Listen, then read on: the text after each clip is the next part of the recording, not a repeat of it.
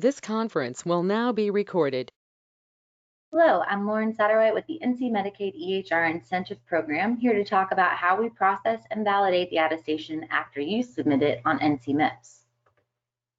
After you submit your attestation on NC MIPS, print off, sign, and then email the attestation summary, the MU objective summary page, the CQM, and the CQM summary page.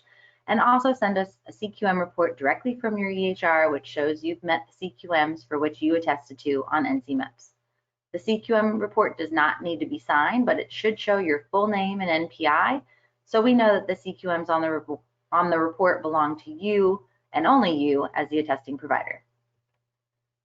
Your attestation will go through a series of validation checks, and we're checking that the information submitted on NC MIPS matches the information that's on file with Medicaid, and that there isn't anything that's preventing us from making a payment.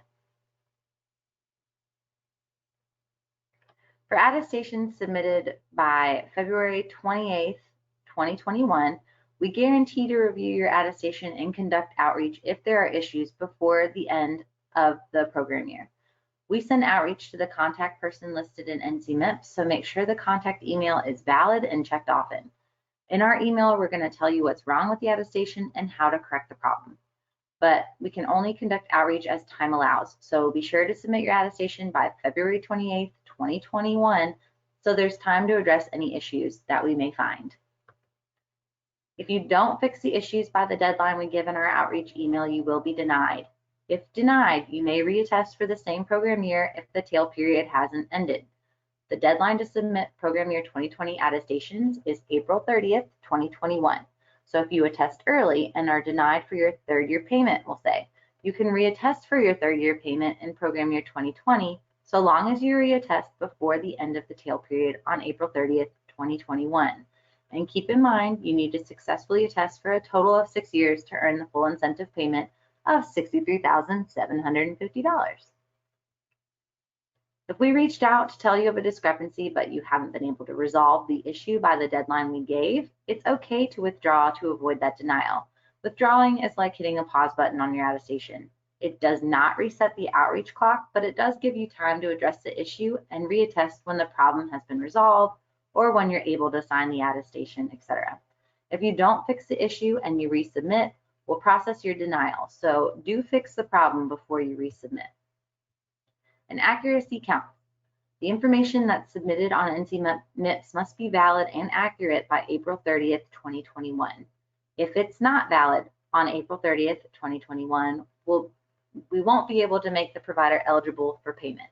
So if you have a typo on your billing NPI for PV, we're validating what's submitted in the system, and we cannot accept memos in lieu of valid information submitted on NC MIPS. So again, be sure to submit early and double check all your information that you enter in the system. Submitting early does allow all of us time to find and correct issues, so be the early bird. If the attestation passes all validation checks, we will make the attestation eligible for payment. We work with NCTRACS and issue payment via EFT to the designated NPI that was assigned on CMS's registration and attestation system. So update the payee NPI on CMS's RNA system if the payee NPI is not accurate. All EPs who receive payment are subject to post-payment audit for up to 6 years, so be sure to keep your attestation documentation for at least 6 years after you attest. This includes system-generated reports with patient-level details, screenshots from your EHR, patient logs, anything that was used during your attestation that comes from an auditable data source to demonstrate that the numbers reported in NC MIPS are true, accurate, and complete should be retained for at least 6 years.